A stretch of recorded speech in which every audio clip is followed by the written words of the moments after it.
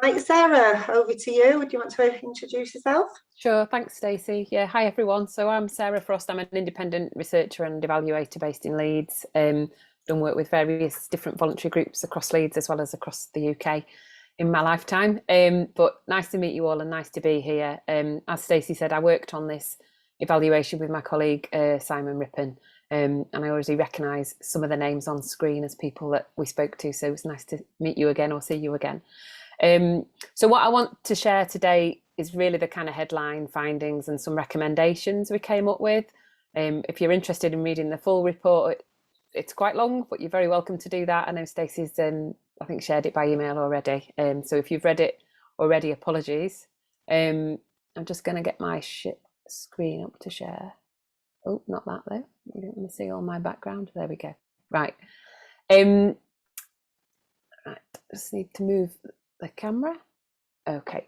So what I'm going to do just in this next sort of 15-20 minutes is briefly describe what our approach was, and share some of the key findings, and then some sort of thoughts around the potential, as Stacey said, future role, and then end with the recommendations, both for the kind of future delivery and for working with the kind of wider system and strategic partners and stakeholders. Is my camera showing on your screen? No, Can you it see looks it? fine. I'll just move it to the bottom. There you go. It's gone. It's just I can't see my. I'll do it like that. There we go. Right. Okay. Let's crack on. Does that feel all right to everybody? Everyone can see? Yep. Great.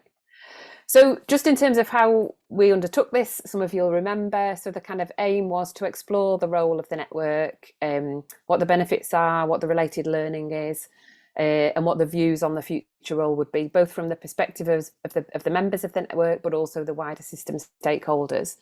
So in order to explore that, we drew on a number of different sources of data and information. So we had a survey that we sent out, I think that was in January, earlier this year. We got responses from 15 members. And then we undertook some follow-up interviews and focus groups with 13 of the network members. We also did some interviews and spoke to what we've called wider stakeholders across the system, if you like. So people in public sector roles, strategic roles, senior roles within public and voluntary sector organisations. So you'll see from that already that there were some limitations, because there's obviously many more members of the network than 15. So one of the limitations is that, you know, the people that chose to take part in the evaluation were self-selected. We didn't hound you. We invited you a couple of times. So it was kind of what we call a convenience sample, in the sense that, you know, the people that come forward are the people that we talk to.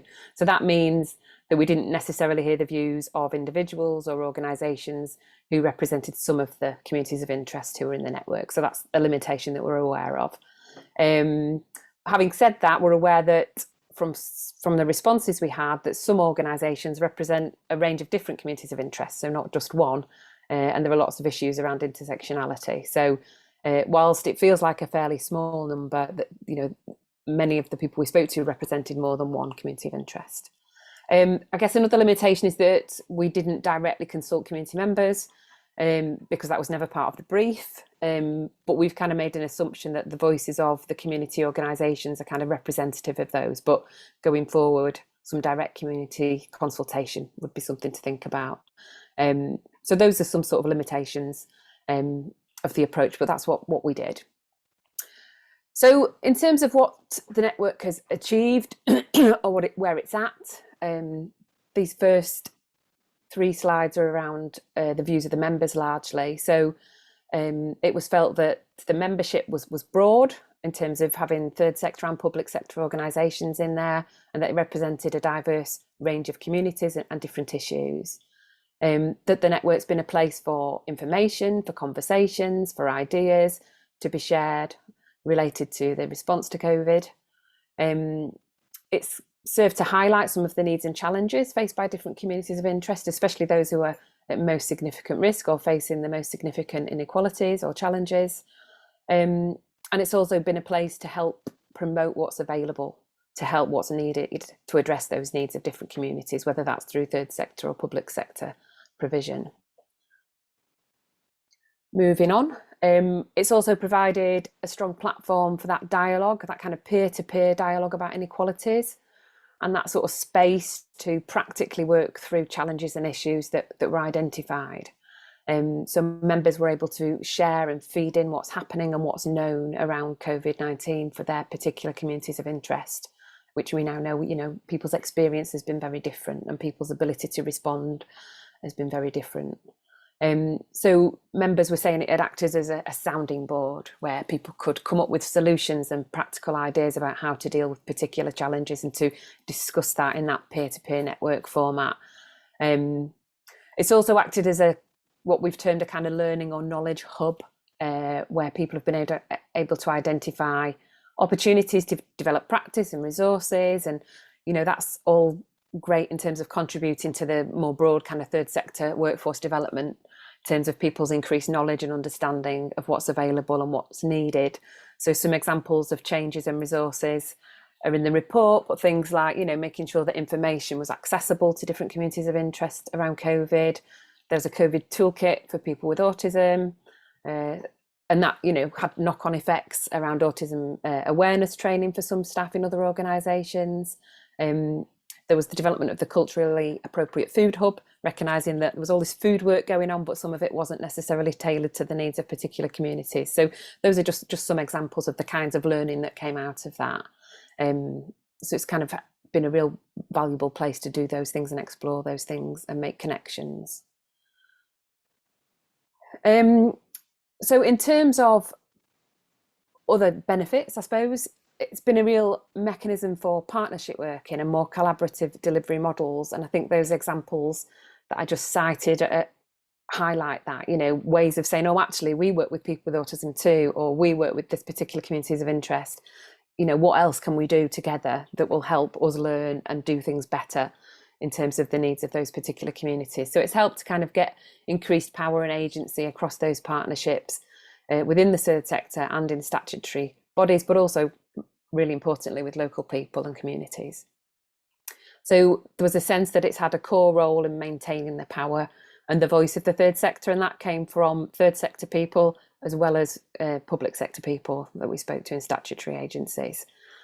And I've mentioned intersectionality already, but there was a sense that it's got a role in highlighting the value and the potential for intersectional work and influencing practice and partnership opportunities around that. So, it was, as I said, some organisations represent lots of different communities or a range of different communities.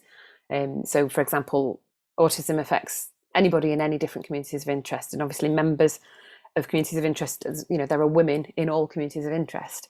So there are those issues around intersectionality. I've got this quote here where, women are included as part of all of the communities of interest. So it's been an opportunity to get others to consider if a gendered approach or gendered focus if something they could do, to keep banging the drum around influencing so it works both ways. For example, with culturally diverse groups, I'm learning from them. So communities of interest influences practice around intersectionality. So the kind of real opportunities there to influence practice and learning around those things by working together. It's been a conduit for stakeholders and a place for them to kind of come together and hear what's happening and learn from that and take that back. I think it's great that the membership has been third sector and public sector, and there's been real examples of how that's helped those organisations and areas to work together. And it's been a platform for that meaningful engagement with communities. So what we heard from commissioners and from people in the local authority was that, it was a real way for them to access communities and to hear the voices of communities, especially those that were around task focused around addressing inequalities, whether that related to COVID or other areas of work. So there's a real potential for that to continue. So just moving on to what the future role might be, and you might have questions or thoughts about this at the end. But our feeling was, the network has a real potential as a vehicle to share that lived experience of communities, to bring those voices to the fore. There's scope to involve community members directly through the work of the community organisations, but there's that real potential to share that lived experience and raise the voices. There's a potential role as a convener and facilitator to highlight the representation of different groups support different activities of third sector organisations and groups. Yes, around COVID, because that was the focus, but also around other issues linked to health inequalities.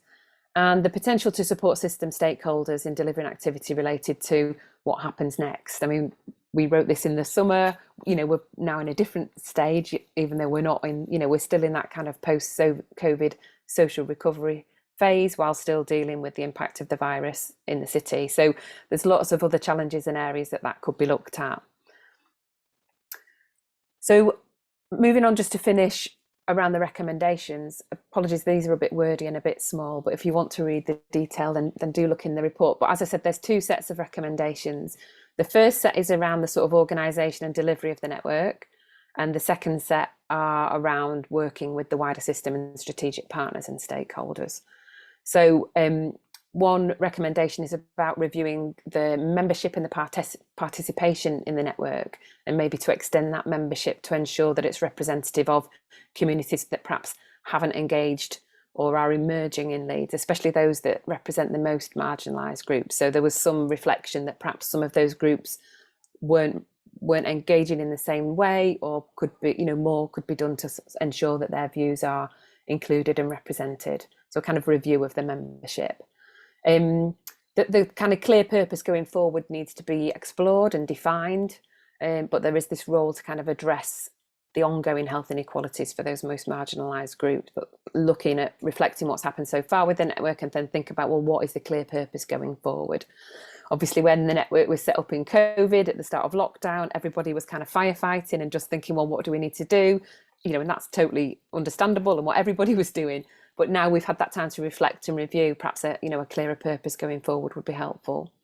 And linked to that, the kind of focus of the agenda could maybe benefit from being a bit more co-produced. I mean, I know there's been a lot of co-production and a lot of involvement from different organisations and people setting the agenda and bringing their work. So that feels a little bit unfair on reflection. But members did talk about the sessions being more thematic going forward, working together. Some of the themes they identified were things like anxiety and mental health challenges, particularly after lockdown, and the impact that's had on people, things to do with employment and financial challenges that people are facing, given many people are now out of work or the furloughs ended. Support with vaccine hesitancy for particular communities, and also resuming face-to-face models of working now that people are getting back into that zone, and opportunities to share good practice around how that's working and what needs to happen. So lots of ideas around what themes could be used to discuss in that network setting. So that's 4 that I've talked about really. So yeah, and opportunities for partnership working on those different themes. Just in terms of the sort of communication of the network's work and the information and updates, again, largely the feedback about the stuff that comes out from the network was really positive. That people valued the email updates, they valued the meetings, they valued having a chance to sort of chat to people outside of the meetings. There was a bit of feedback that perhaps sometimes the information was quite detailed and maybe too frequent and too much of it. Having said that, there were quite a few people that said, do you know what, I'd rather just have everything there and then I can go through and pick out what's relevant for me.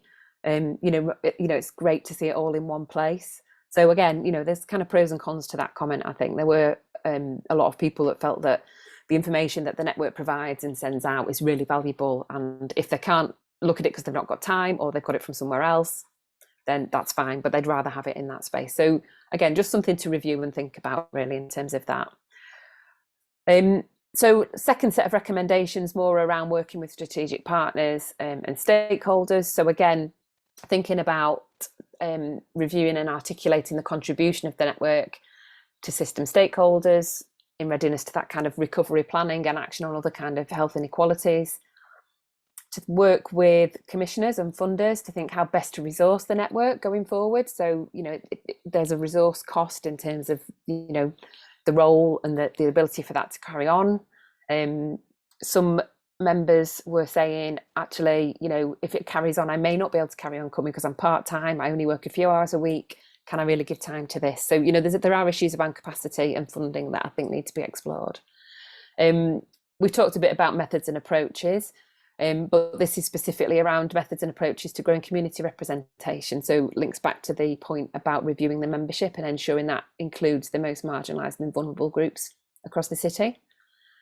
There was quite a lot of comment about duplication and crossover with other forums and networks and groups. So we know across Leeds we're really lucky in that there are loads of different forums and networks and groups representing different communities or groups of communities, and that's great. But there was a feeling that actually we don't want to duplicate because resources are tight. So perhaps there's a need for a review process that thinks, where does the network fit and what is its relationship to those other groups and fora, which kind of links to 6 around that contribution and articulating of that.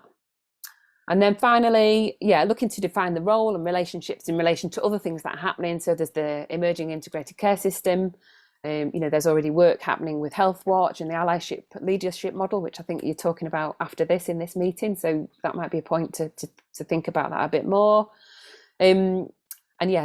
This role of Forum Central and the network in terms of planning for action to support communities in the recovery phase. So thinking about what people will need in communities, talking to members, but also looking at what else is happening across the city with other forums and networks, using insight from those conversations with other people in system planning kind of forums. So like the Health and Wellbeing Board, Voluntary Action Leeds, there's lots of other things out there. So making sure that's kind of a shared approach in terms of that plan forward, which I know is happening in some instances already.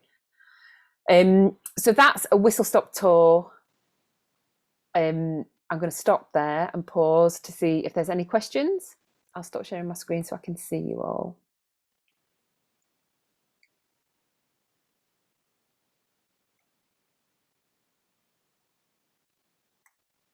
I stunned you into silence. Thank you, Sarah. That was really, really great to see it all and hear it all in one presentation. So I can't see any hands up, but I don't know if anyone did have any questions for Sarah.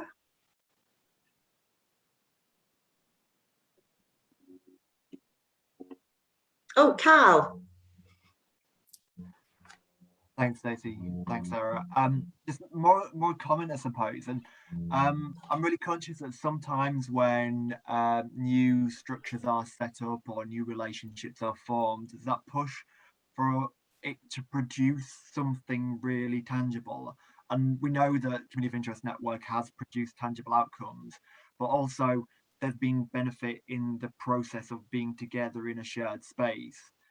I suppose I just wanted to know what your thoughts were on that, where the kind of balance lies, and I suppose kind of within the feedback that was received, did it feel like there was that push for tangible outcomes, or was the main benefit within that process of coming together and talking and sharing?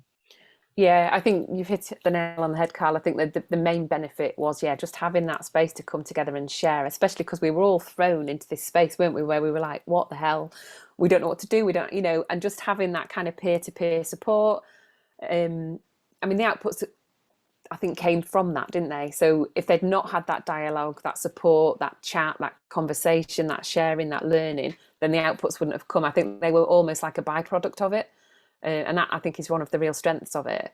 And that's what needs to be retained, because sometimes there isn't a product or an output specifically. Sometimes it's just, actually, I've learned something here and I'm going to go away and do something differently, which might be a toolkit or a training course or something, but it might not be. It might just be that, you feel more informed about your practice and what needs to happen. And the challenge of that, I suppose, is how much do we keep hold of those outcomes and outputs which come from the relationships which have been formed through Community of Interest Network. It's a bit kind of like health promotion. The outcomes might come way down the line. And should we be monitoring that? Should we be keeping hold of what comes after the relationships? Good question. I mean, I think, given the focus on partnership working and the network as a conduit for that, and the emphasis, going forward, it's more likely that partnership working is going to be a way of commissioning. So again, it's a real benefit to have those existing relationships. So people were saying, well, I didn't even know some of these organisations existed before I came to the network. So people have been able to make those new connections and maybe are kind of already thinking, well, if somebody was commissioning something around this and this, then we could work together and, you know, go on and deliver that. So I think there were lots of opportunities around that. Karen, did you have a question? Thank you. Yeah, more of a comment, I suppose, or a reflection, just linked to what Carl had said. We didn't really, in the scope of this research, look outside of the current membership, did we? I think there's some really interesting discussions to be had about who doesn't connect in with the communities of interest network, where those gaps are, and you touched on that with some of the research. I'd be really interested to understand more about whether our wider membership understand how they can get involved or how they can feed into this network. And I don't know if any of that came out in the research from the existing participants about how they formed part of this in the first place, and if they understood their role within it as it, I think that's changed over time as well. So the initial intention versus what it's become now. So I suppose I'm just interested in that element. Yeah, thanks, Karen. I mean, there were a couple of things, I suppose, that spring to mind. Some people were actively saying there are some communities not represented here, and we need to sort of try and reach out and find out why they're not coming along, or why they're not, you know, what do we need to do to get them more engaged, or find another way of engaging with them and hear their voices.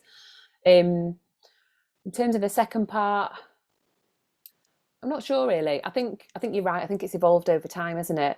And people said, I mean, again, it's only 15 people we spoke to, but people said that they'd got involved in different ways. So some people have been sent by their manager to be the representative of that group. Other people were already connected and heard about it that way. Other people were interested in doing bits of work. So I think the route in, I mean, Stacey might remember more about this actually, how people first got engaged was probably different for different organisations. But I know the list of potential members is pretty long. And then the sort of active, I mean, you'll know because you've been to the sessions, the people that come, you know, you get some core people and then some people that come for particular ones, don't you? So maybe it's the agenda that's perhaps not always, you know, people feel it's not right, or there is an issue around capacity as well. I think, you know, especially in some of those smaller organisations that might be volunteer run, they might be saying, do you know what, we just haven't got time to do this. We see it's important, but we haven't got the time. Unfortunately, for this bit of research, we didn't get the chance to talk to those people. Equally, they probably didn't have time to talk to a researcher either. But I think they're all really valid points to think about going forward, Karen. Thank you.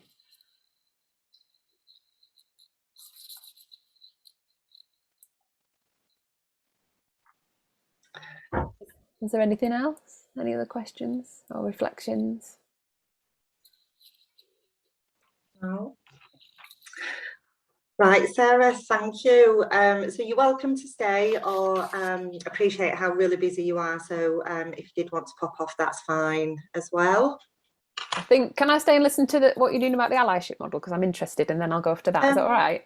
It is, but it's only briefly that we're covering the allyship, just to give a bit of background and where we're at with it. But yes, you're more than welcome to stay. Okay. Right, and then I'll disappear. But thank you everybody for listening and for the questions. And if you've got anything you think of later, you can contact me via Stacey. Just get in touch. But thanks again for your contributions today and your participation to the research. Really valued it.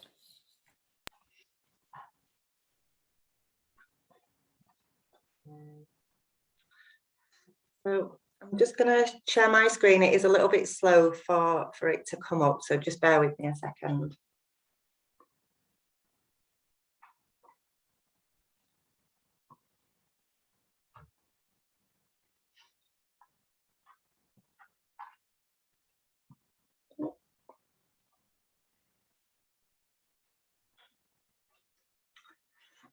So yeah, so following on from Sarah's report and evaluations, we've actually gone through that report and actually looked at some of what we've learned from the report, some of the actions that might have already just happened naturally that we were already aware of in a way. So I've just got a few slides just so that we can look at those next steps. So really, what have we learned from the report? Well, since the report. So over time, so I wasn't around when the network was first formed, so that was probably Carl and Karen. But we have noticed that it has evolved over time. And recently, in the last sort of 4 or 5 months as well, that fewer people have been attending the meetings regularly. And we know that that's because sometimes the agenda doesn't fit, or sometimes people do have capacity issues. And especially since the restart of some services, again, capacity is proving to be a real challenge for people to regularly attend the meetings. And again, just covered that with the time capacity. It's just really tricky for some people. What we've looked at is doing different days and different times to try to accommodate and see which works best, recognizing that some people might not work on a Wednesdays, or some people might not work on a Monday. We know that members can contact Forum Central with their questions, so the communities at forumcentral.org.uk, that's where lots of the questions come in, and we've certainly had lots and lots of questions since I started, people asking where they can get information from, what is the current message, who can they link in with, and you know, there's been lots of toolkits and resources that's been produced. And although we do share that, sometimes it's just not to hand for people. So if there's new and emerging issues, for an example is when the vaccine was open to third sector frontline staff at Forum Central, we were able to coordinate some of that, and we were really pushing and shouting that, you know, those staff members should be able to get the vaccine, and indeed the word that could access the vaccine at Ellen Road. So yeah, providing a heads up on new and emerging issues, and the weekly communities of interest email, providing that continuous source of updates. So I think most of you know there's lots and lots of information around the city from local authority, CCG, and we try to condense that and put that in a more digestible format that's easier to navigate. So where are we now? I think, yeah, we know that the network's evolved, but we know that the need for that intensive and continuous contact and support has receded slightly. We spoke with the network members on the Zoom sessions to ask, is this working? We were meeting every 2 weeks, and we did agree that we'd actually move to every 3 weeks. But actually, if there was a rumble of anything new and emerging, that we would actually put something in at quite short notice, but state the urgency of that. So supported by the weekly email still. So the weekly email is not weekly anymore, recognising that the information probably was a little bit too much and might have been a little bit repetitive. So we share information when it comes in, rather than just sharing for sharing's sake. So Forum Central supporting the network, and that's really around those ad hoc inquiries. We feed into the bronze shielding and outbreak group. So I think we've mentioned before to the network, when you tell us what the challenges and barriers are, where does that go? Yeah, it's that wider sharing with stakeholders and public health and local authority. We also ran the grant scheme as well, which really helped to build some capacity within the system over the last sort of 10, 11, 12 months since I've been in post. And we feel that there's a relationship, and there's been, you know, a big build of trust with Forum Central, especially with having me as that point of contact. People have known that they have been able to come to us and ask us questions or get resources, and we've been able to act quickly and get those to them. So again, we did touch on this earlier about the underrepresentation from certain groups. So there is, Sarah mentioned that there was almost 2 lists. So we had the initial list where people would either come to meetings, or people didn't necessarily come to meetings but would like the update. So we've got people that regularly attend the sessions, but we recognise that there is still that underrepresentation, especially from some of the smaller micro organisations. So what we've been working with Shantona and Black Health Initiative to look at how we are able to hear the voice of those micro organisations, those that are probably new and emerging, but also recognising that capacity is often an issue if they are almost volunteer led, but equally, so how do we engage with those people and still ensure that their voices are heard? But we'll be able to tell you a little bit more about that. Naheed's on the call and she'll be presenting after me.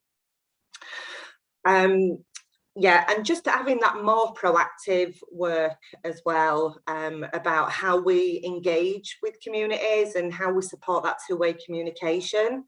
So it might be that actually someone says, we really want to be part of the Communities of Interest Network and we really want our voice to be heard, but actually coming to a meeting for an hour and a half, even every 3 weeks, is too much. But actually a phone call, or can we send in an update? So we need to really look at, going forward, how we incorporate all those voices. And so what next? I think that's the question. So I think quite a few of you do know about the Health and Wellbeing Board and the allyship. So a few months ago, the Health and Wellbeing Board members wanted to connect with the Communities of Interest Network and wider third sector. So as part of that allyship model, each third sector member was paired up with a Health and Wellbeing Board member.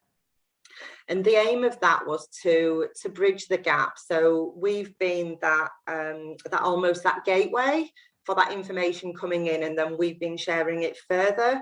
But actually for the Health and Wellbeing Board members to actually hear it and be out in the community and see what how third sector organisations are working and what their challenges and what their priorities are. So it's building on the work of the Solidarity Network and the King's Fund work as well. Is working really well. That allyship model, we've got some really good feedback, and some of the matches have worked really well, and there's still a little bit of work just to make sure that everyone's still connected, and Forum Central are committed to providing that ongoing support for the next 12 months to help negotiate those allies. So I think it was clear really that people were happy for Forum Central to continue the facilitation of the network. And I know we've mentioned it before, we're really keen that actually we don't own this network, and it's actually owned by the network itself. So our commitment is to continue with that facilitation up until March 22, and then look at how we review that and what the plans are going forward. So when we do send out the updates and the information, we put all of the resources on our Forum Central website, and link it through to try to minimise the attachments, and so that people can click on which bits that they wanting to look at.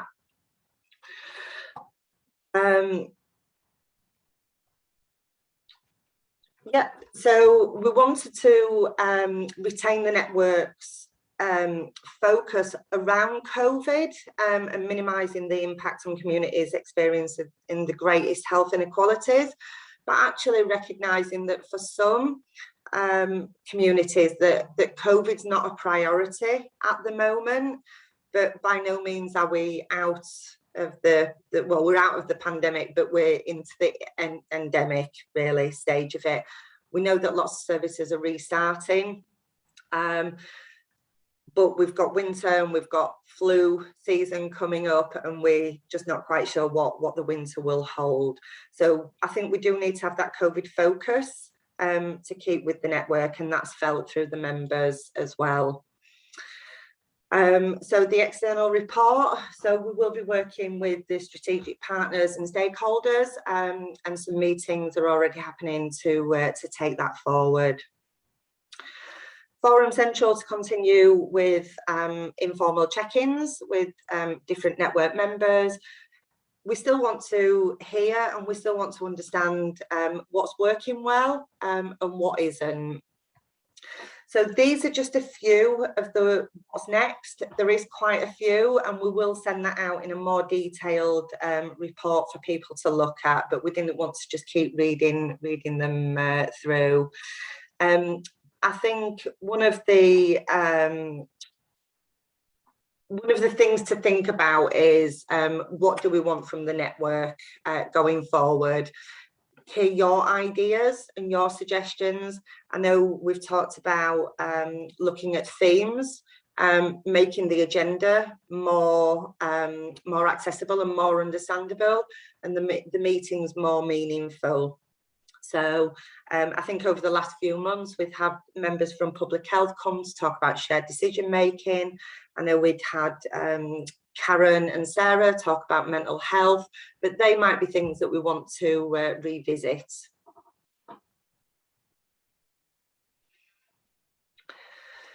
So that's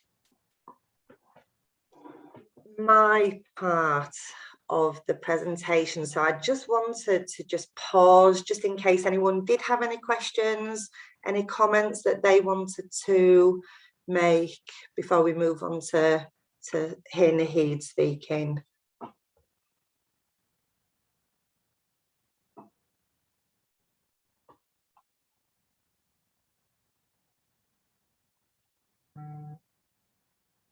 Emily.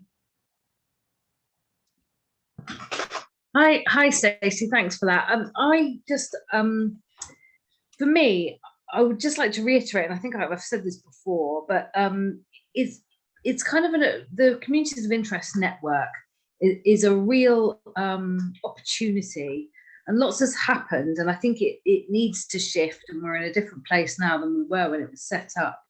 But I think it's a real opportunity to just focus on inequalities for other areas other than sort of COVID, and just to really keep the focus. So I would really like to see some development in how we can start to discuss other areas of inequalities and how we can sort of shape city decisions and new ways of thinking. So I feel it needs a brand new injection with new aims and a new focus. So I just thought I would comment on that at this point.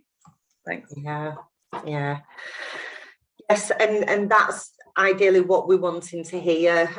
We don't want this to just be a Forum Central led piece of work. It really needs to be co-produced and listening to the voices of the members. It'd be great to really have a catch up with you, Emily, to explore that further. Right. Sorry, did I see a hand that then went? No. It's just me putting my thumb up in agreement. Oh, sorry. Sorry. You know, when you're trying to look at everyone.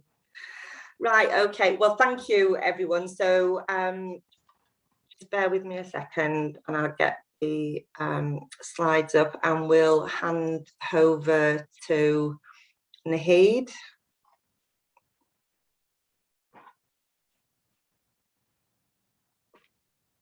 Right. Oh, just loading up, Naheed. Sorry, it's a little bit slow on my screen. Actually, I can see it clearly. So yeah. Has it already loaded up? Yep.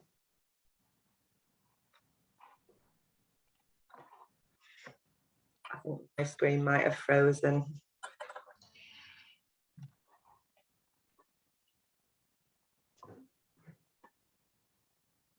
Right, yeah. Okay, Naheed, sorry, my screen seems to have frozen. So, but yes, if you want to go ahead. Yeah, sure. Okay. So, yeah, I will talk about the work I've done for Forum Central, but prior to that, actually, I have, the Shantona and BHI has been working in a small project when during the pandemic, when we saw a lot of small organizations struggling to get the funding or having resources, but they are very good and well connected. So Community Foundation Leeds and UK Community Foundation has funded us to support the small organization to apply for funding, including the Forum Centrals and other COVID preventative, the funding or anything else. So that's how we started. So BHI is our partner and Shantona is the lead organization.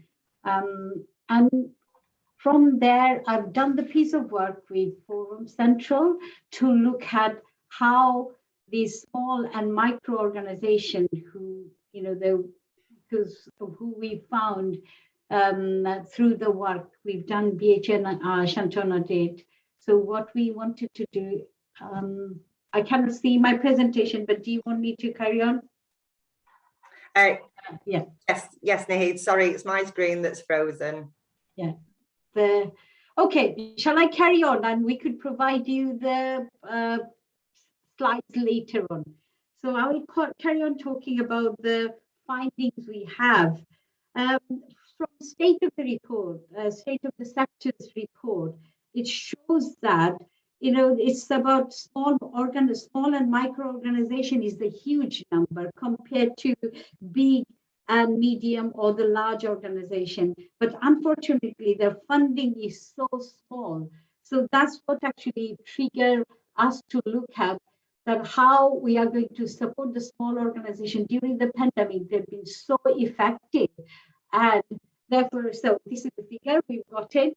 So it's like 2,000 organizations who are, the informal and, the informal charity, unconstituted charity, unconstituted organization, and 1,533 registered charity, where if you look at that, how many people are registered charity contribute to the healthcare.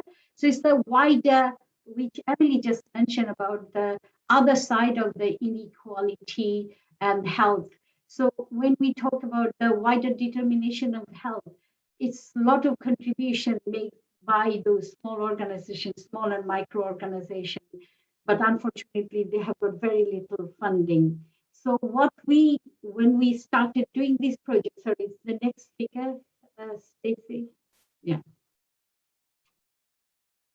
So this is the figure I was talking about we have got huge third sector, we've got huge number of capacity, within workforce, but unfortunately we've not been recognized, and it's not, it's very small amount of funding small organization and micro organization have. Some of the organization completely volunteer led, they don't have the capacity, and some of them they have got huge amount of the large organization has got the huge amount of funding.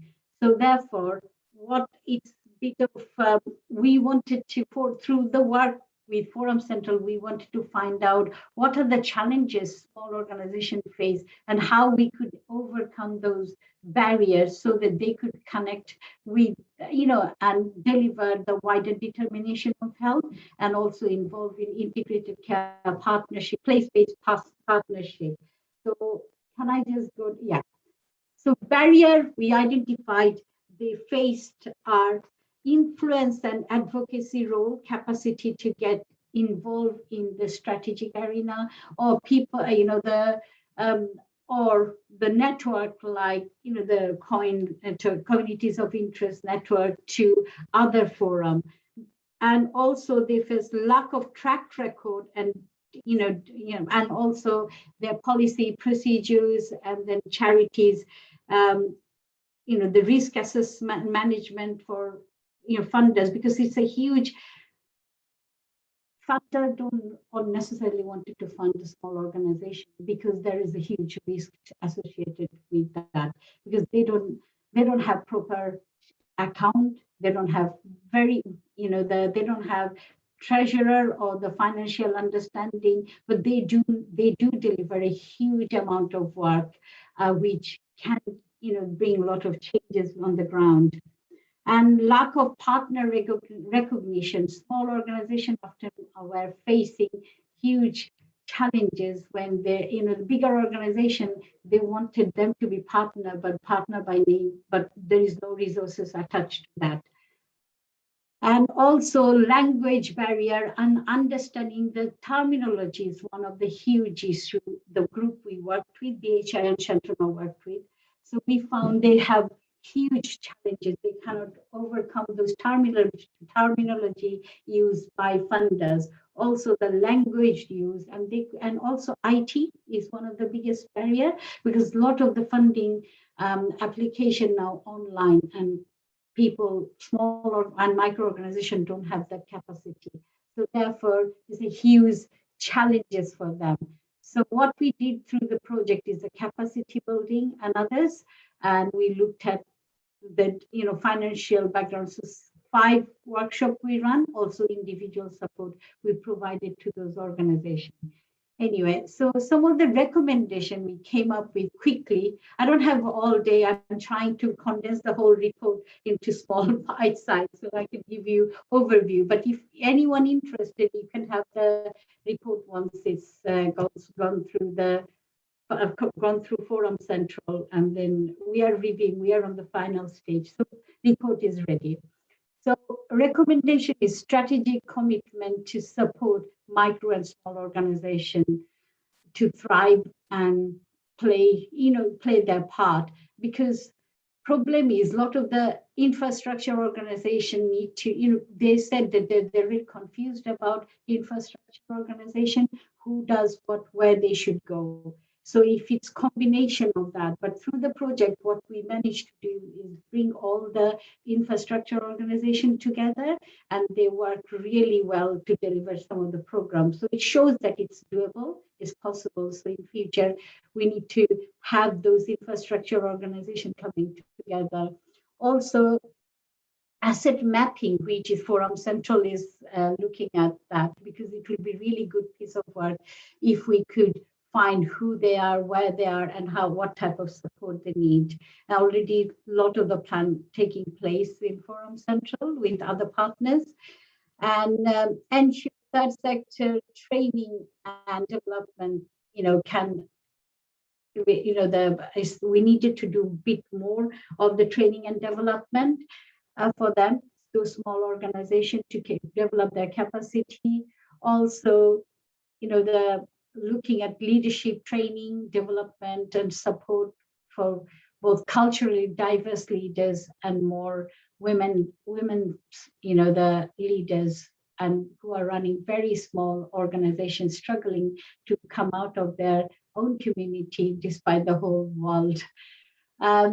Also the communities of interest network external evaluation report also, I've looked at it, and it's got a lot of good point how it can involve in those changes.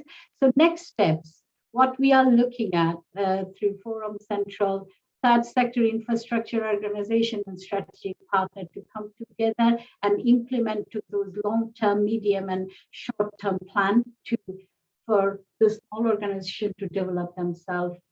And also funders and commissioner. Recently, we've been talking to a lot of funders and commissioner who are willing to come together to support the small organization, and looking at how funders could fund a small organization. And sometimes actually some of the funders, they said they would like to take the risk. So it will be continued dialogue with infrastructure organization as well as funders and commissioner. And Forum Central's membership definitely, and communities of interest and other third sector network will be engaged in those discussions. So already Forum Central have made some commitment to that. So definitely, this report is ready and it will be made available shortly to everyone. But it's quite a big report. Unfortunately, I had to condense it. I'm sorry if I haven't done that justice.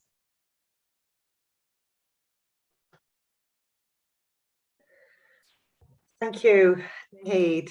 I think it's really great to hear about the work that VHI and Shantona are doing around the development of those micro organisations, those grassroots groups, and what support they would need. I think that short, medium, long-term approach is definitely something that needs exploring, and it's great to hear that it sounds as if commissioners are on board with things.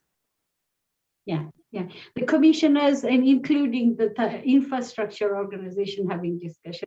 I had a few meetings with Gabby and Carl about representation. So people are working behind the scenes. So I also had meeting to involve those organizations, how we could support them, how we could develop them, because this is the support they need. They're very effective organization.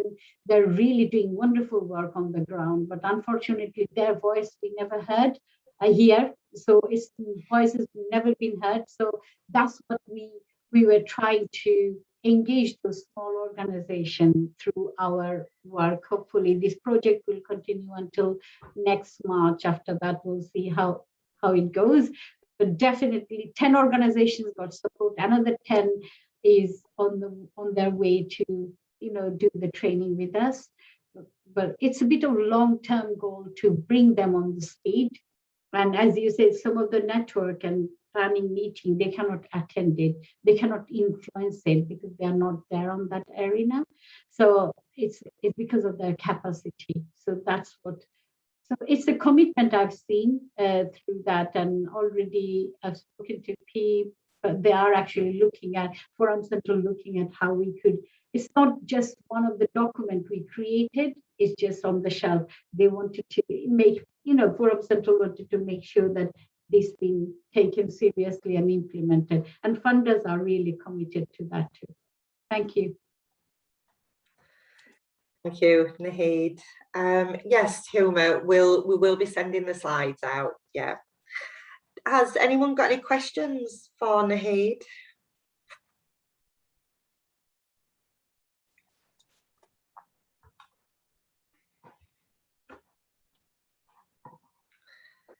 No.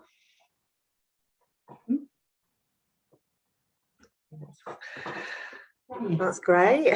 Right. Oh, Carl, have you got, is that a hand? Sorry, I always go with the question. I think, obviously, Naheed, you talked about the conversation we've been having at Forum Central. I just wanted to know what your thoughts are in regards to some of the support that can come from within the sector. So particularly in regards to the role of some of the larger third sector organisations, how can we ensure that, I suppose, within the sector, we are cultivating that growth amongst the smaller organisations and enabling them to have a stronger voice? Yeah. One thing actually came from the discussion I had with smaller organization, Carl, is they said it's just they're confused between different role, infrastructure organization. So it's often actually they said, where do we go? How do we approach people? And who does what? So those clarity is not there. So, and they actually wanted those kind of clarity. So organizations who are very small and micro organizations, they don't have time to go and explore whether they should be going to voluntary action Leeds or Forum Central and everything, but or any other organization. So it's a bit confusion between them. So those kind of coming together, and it helped because when we delivered the training for the voluntary action Leeds provided some training around the how to become a registered charity and all these sessions. Vicus came to do the financial, the implication and how funders should do it. And then Community Foundation came and say how to apply for funding. So few other organizations come together to deliver those sessions. And that way they knew where to go. And obviously Forum Central takes huge part in health and social care, the involvement through this. So it's very much becoming clearer, the role as we are talking about, but it's clear to me, but it's not clear to the small organization. So that could be developed.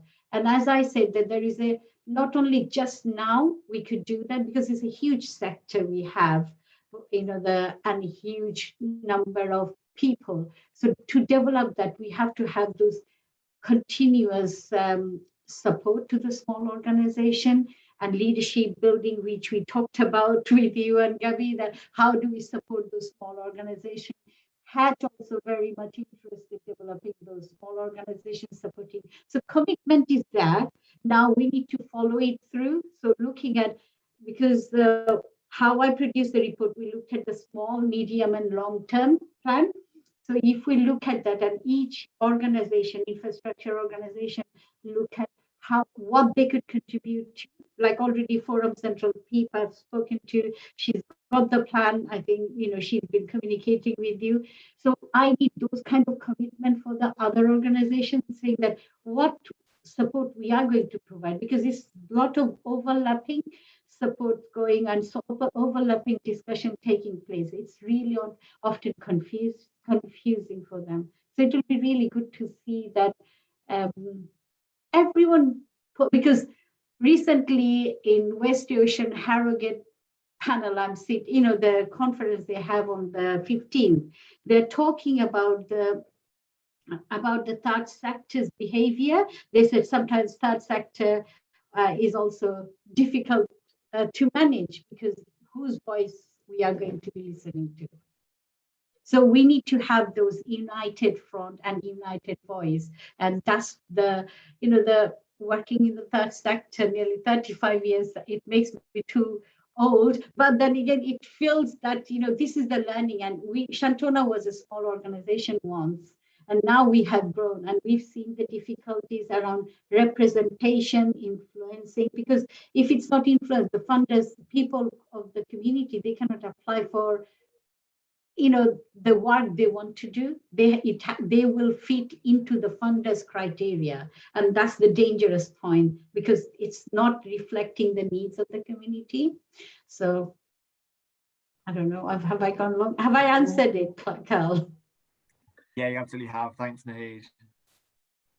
Yeah, thanks, Nahid. I think one thing that I think has become clear about the work that you're doing with those groups is there's lots of skills, knowledge, and experience within those 10 groups.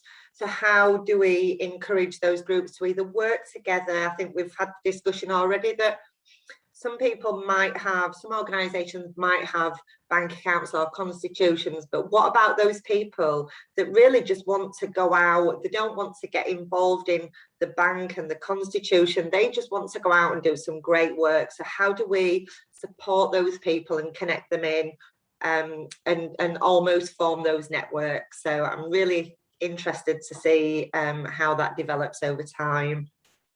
Definitely, this is the discussion we are having at the moment, that how do we support them to do the work, because work is important for us, and whether they have bank account or not, it's the work we need, because they're connected with the community directly, who can make the changes on the ground. So that will be really good to, because we are developing that plan and see how we could support them to do the work. That we start with COVID response, and then we could go into others. Yeah. Well, once the report is finalised, Nahid, it'd be great if you could share that, and then we can share that with the network. So thank you for coming along. Yeah, it will be end of October. It should be ready. So hopefully. Okay, that's great. Thank you.